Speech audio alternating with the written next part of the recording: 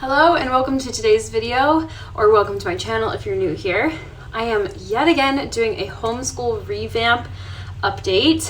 I've done quite a few of them in the past, and we have changed things up again. This is for a few reasons. For one, my daughter is starting kindergarten this year, and so we really wanted to double down on some of the objectives, like that kind of like a more true to preschool material, but also to go ahead and start that introduction into kindergarten, because since we're homeschooling, we don't need to do like a strict like August to May type of school. So we're kind of just starting because we've been doing school ever since she was a baby, and so now she's just doing kindergarten objectives. So we decided to go ahead and just get a little bit more serious about it.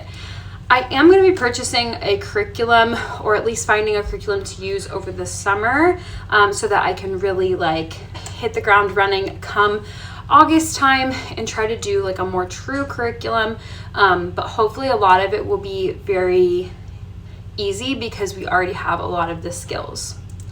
So in this video, I'm going to be talking a lot about how we do our preschool or elementary school curriculum, how we do our learning without a curriculum, essentially.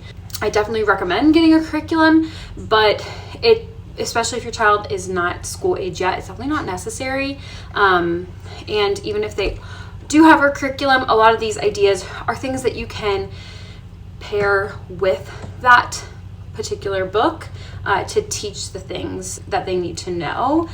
My daughter doesn't do great with worksheets. We've tried worksheets in the past. They didn't work amazing. She likes doing some type of book work, like she likes doing tracing, but she really likes having like tangible materials. We like to switch up how we do things each week. I like tracing. Yeah, you do like tracing. And I'm just going to kind of show you how I kind of have my... Me? Yeah, you. Oh. How I have things organized in my cabinet to kind of simplify when it's time for me to do school, if that makes sense. I recently published a short reorganizing this cabinet, so if you'd like to see how I did that, go ahead and check out the shorts on my channel. But otherwise, let's get into a quick explanation and tour of the homeschool space, and then we'll go ahead and get into today's curriculum.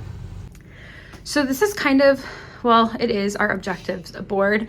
And I at first started with like 4 categories, and then I've kind of pared it down. Really, I don't even use this one so much. I mostly just use this one. This is how I keep track of what we've done for the week and what we still need to do. So these are the objectives, the things that we want to focus on every week. We try to do color identification, phonics, which kind of pairs with reading. We always do them together. Counting, which we usually pair with our calendar, counting. And I'll show you why in a little bit.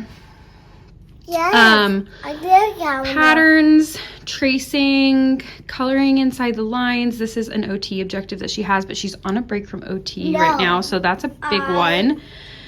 Reading, I already talked about calendar, Bible verses, and this is like Bible verses / like Bible facts and knowledge. And then the newest one I've added is sequencing, which was kind of a spin-off of matching, which is also one of the objectives.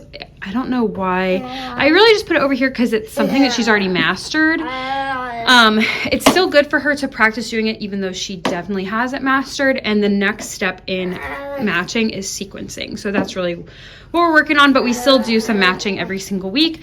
And then this is how much we read together. So today's Tuesday, so that's why you'll only see M's marking the things that we've done so far, because we did those things on Monday.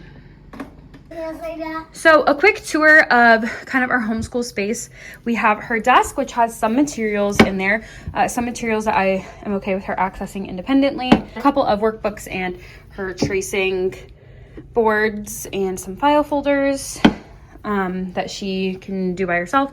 This is, when I say calendar, this is what I'm talking about. I'm talking about these posters. So we go through the alphabet, which she obviously knows all of her letters, but we kind of go through that. We usually count until right now we're up to 50, but you know, eventually we're going to try to count all the way up to 100, and then we do skip counting by 10s. Eventually we'll start doing skip counting by 5s as well. Shapes, days of the week, months of the year, seasons. We don't really do like solar system, time, money. We do a little bit of the America map. We don't do the world map. And then here's our books of the Bible, which we usually do during Bible rather than calendar, but you know, that's the beauty of homeschool. You can kind of switch it up and do like whatever feels right in that moment. Like if we have the ball rolling, we can continue to do that. Here's our main homeschool cabinet, which I'll show you in just a second. But I wanted to pop over here first. This is kind of our more like educational fun type of things. So we have stamps up here. And then this is a basket of things, quiet activities that she can take to church. So we will pull a couple of those out each week and put them in her bag for church. We have a couple of like educational games here. We have additional games in the bottom, but those are kind of two that we've been focusing on recently. We have lots of puzzles. So some of them are like puzzles. Some of them are like counting puzzles or letters, the planets, her name. And then like you can see some of them are not puzzles, but they're like, you know, activities more so. Like this is like a like latches one. It's like this. So you have to like use the pen to like get the colors in the right ice cream cone. And then down here is kind of just things that we're not using right now. Some puzzles that she's not ready for yet, mostly. And then some manipulatives for math, as well as some workbooks down here that we're not using. Right here is her bookshelf. Here's kind of the books that she likes to, you know, just random books, you know, whatever, paper pages. And then we have our little golden books, as well as like our I love to read books. And then we have Magic Tree House. They have their own shelf, and then other chapter books for young kids. These are for the boys. She doesn't really use the board books so much anymore. So this is kind of her shelf, and she does have way more of those, but she actually loves to play with them, so they are over here. She was reading them on the bench earlier. So now the big one is this cabinet. So this is what I just recently redid. So we kind of have like some crafting things up at the top: paint, Play-Doh, beads, pom-poms, pipe cleaners. On this shelf is kind of more crafts over here. We have more paint in the back, as well as some colored pencils back there. And then this basket also has markers, scissors, paint, and whatnot. And then here we start. This is like the bulk of like our actual, like what I'm grabbing when we're doing school. We have crayons and Play-Doh too. So here's like a lot of our flashcards, and here's our workbooks off to the side here. On this shelf, we have kind of some random things up in the front. You know, we have like beads and different blocks and things. And then these are parts for some of our file folders. Our file folders go in here. And so we haven't been using these because I just pulled them out of storage, but we need to get into using those more often. So I think we're going to use some for school today. And then these actually in here, I can't really pull it out right now. We don't use this so much anymore. We'll start using it when we start doing school with the boys. Like it's more preschool type stuff. It's kind of like bags of different colored items. There's like a red bag and an orange bag. And then in this drawer is where we have some paper and coloring books. And then here we have majority of her Legos.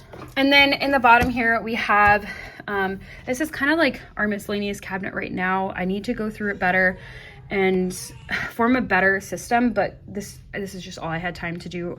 A lot of this stuff was gifted to me from other like homeschool moms and teachers and stuff. So there's all kinds of stuff in here, and most of it is above where we are right now. So we don't use this a ton.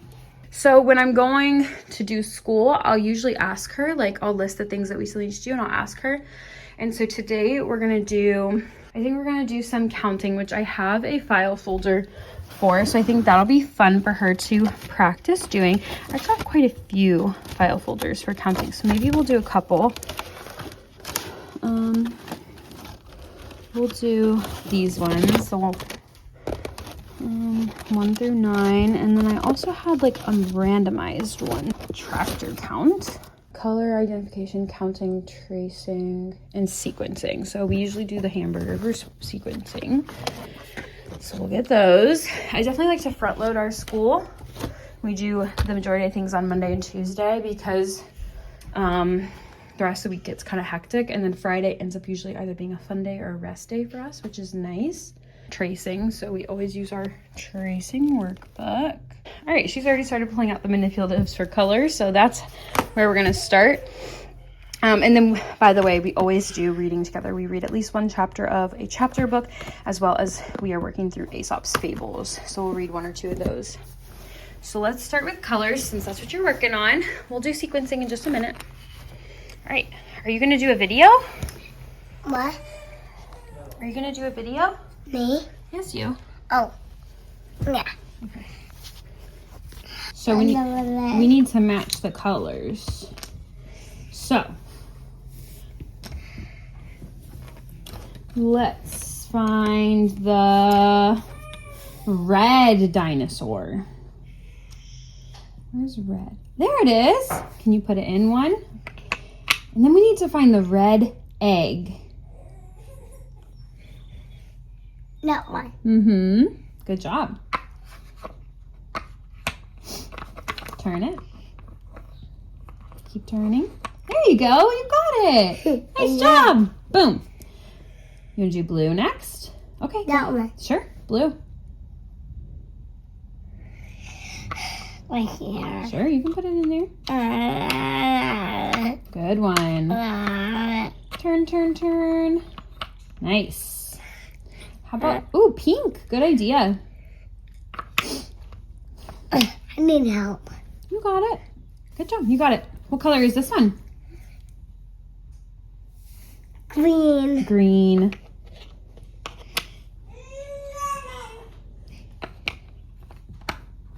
Nice. What color is this one? Blue. It is. It's kind of blue, kind of green. We call that teal. Orange. Nice. It matches your shirt. Yeah. Mm-hmm. Great job. Give me 5, girl. Nice. All right. So next we can either do sequencing or we can do counting. Counting. Counting? Yeah. Okay, we have 2 different counting activities. You want to do trees first or tractors first? Tractor. Tractors. Not counting. Yeah, this is counting. What's So what we're going to do is we're going to count the tractors and then put the number beside it, okay? So before you put the number, let's count. 1, 2, 3, 4, 5, 6, 7, 8, 9, 10. Not 10. Let's try again. 1, 2, 3, 4, 5, 6. Is there 6? Yeah. Yeah, I think that's right. So can you put the 6 right here? Nah. Mm-hmm. Uh-oh, upside down. There you go, 6. All right, let's count this one. 1, 2. Just 2. Good job.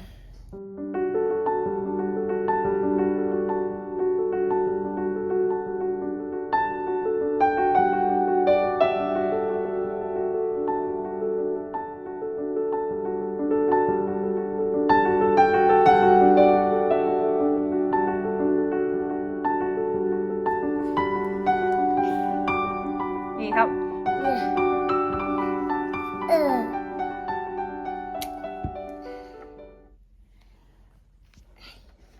Hold on. How do you hold your pen? Hold on. Whoa, whoa, whoa. Hold on. There you go. Hold on. Now go. Down, down, down, down, down. Good job. Now for this one, start at the red dot and go down.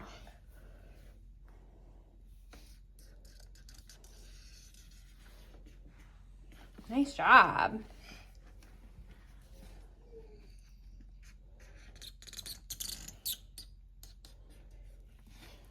Oh, that one was really good.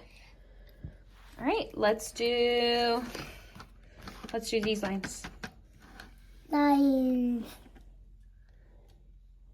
You can go down and then back up, okay? Good. Wow. That was really good, honey. Why don't you try the blue one? Down and back up. Nice. Good. Awesome job, girl. All right, let's see what else. That one. Nah, let's skip that one today. Yeah. Let's skip that one. Squares.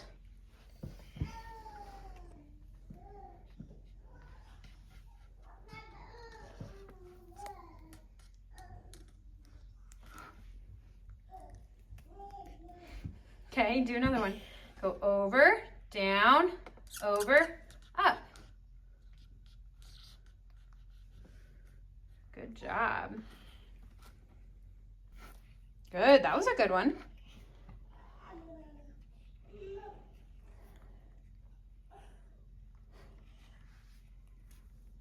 Okay, not too bad. All right, let's do some circles.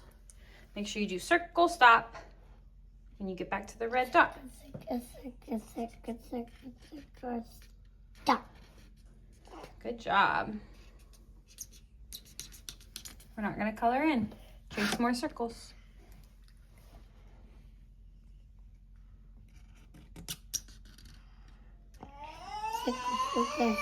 Stop. Good. All right, that is it for our homeschool video. I hope this gave you an idea of how we tend to do things. Obviously, it doesn't look the same ever. There's no 2 days that look the same. If you'd like to see kind of how I've done other things, I had some vlogs a couple weeks ago where I did like 3 vlogs across 3 different weeks that were supposed to mimic like a full day. So I did like a 7 to 11, 11 to 3, and then 3 to 7. So it was like a full day. And it just so happened that in 2 of those videos, we ended up doing school. So there's a little bit more kind of ideas of how we're doing school right now. So since we have more than half of the things, the rest of the week will kind of look like, you know, next week or tomorrow we'll do coloring inside the lines, the calendar, and the Bible verses. Those are, I think, the only things we have left. And then Thursday, she actually goes to a preschool program at a local church. And then Friday, we'll either do something fun, like maybe we'll do like a stamping activity or do lots of puzzles, or we'll string beads on pipe cleaners or play with Play-Doh or paint. Like I'll pick something out of the cabinet and we'll try to do something fun. So that's kind of like how homeschool is looking this week. But I hope that this kind of gave you an idea. I know homeschooling can seem very daunting, and I know that the society that we live in definitely does not help young moms feel like they're capable or they're smart enough or they're educated enough to homeschool. And I just want to be a voice to put out there to say that you can do it. Anybody can homeschool. If you know how to read and write and do basic math, you can definitely homeschool. Finding a really good curriculum that suits your kid well is of utmost importance, because it's the curriculum that is ultimately going to provide like the education that they're going to have. And then you're just supplementing it with activities and, things like manipulatives, things to go along with the lessons that you're learning. There's also so many resources, like obviously YouTube is a huge one, different like museums, zoos, and different things around you that libraries are going to be able to help you if you feel kind of weak in certain places. You can sign your kid up for art classes or music lessons or whatever to kind of help fill in a lot of the gaps. But at the end of the day, you can do this. And I hope that finding channels like mine helps to empower you to do it. I promise you, you're not too busy, you're not too poor. Like people say that I can't be a stay-at-home mom because I'm too poor. That's just not true. We definitely are of lesser financial means than a lot of families, and we just make it work. And that's what we need to do for our family. We have multiple doctor's appointments a week between all of the kids having different therapies and whatnot. So I have worked in the past, and it's just not gonna work. It's not working out for our life right now. And on top of that, I find it to be incredibly important for me to be able to be the best mom I can be for my kids. So for me, that includes giving the first fruits of my energy and my mood and my attitude to my kids. You know, before I was working in a school with kids with disabilities, and I felt like I was giving them all of my first fruits and my kids were getting the leftovers. So it was really important to me to do that. So that's part of the reason. Yeah, we have a lot of reasons, but at the end of the day, you know, my husband's a youth minister. He doesn't make tons of money, and we make it work. We make it work for me to be a stay-at-home mom and to homeschool my kids, because that's where our priorities are. And I don't say that to be holier than thou or anything, just to be an encourager that if we can make it work, so can you. It obviously takes sacrifices, but yeah, I want to be a voice that says something opposite from what society is constantly telling us. So that's my little soapbox for today. But thank you so much for tuning in, and I will see you guys soon for the next video. Bye.